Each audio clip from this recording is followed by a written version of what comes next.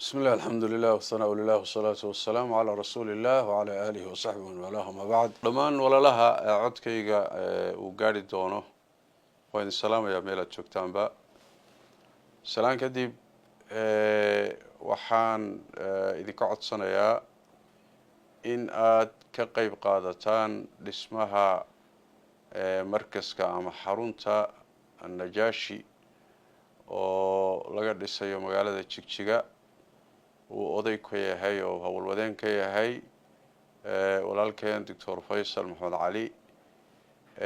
masjidkaas iyo xaruntaasi waxay ka kooban tahay masjidka aan sheegay iyo goob ardada wax lagu baro oo cilmiga shariicada iyo diinta lagu baro oo chiefkii iyo waxbarashadii iyo kulli leh asalahan loogu talagalay dadka tabarta yar iyo dadka qarashka iska bixin karin iyo in wax lagu baro oo dadkeenu hadda u badan yihiin xaruntaasi waxaan soo maray dhowr bilood ka hor markaan Jigjiga ka soo maray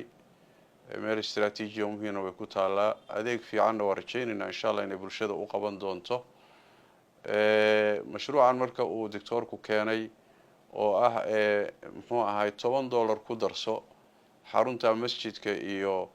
macadka sharciga ka kooban inaad si mugle uga qayb qaadataan insha Allah ta'ala $10 iyo $20 iyo $50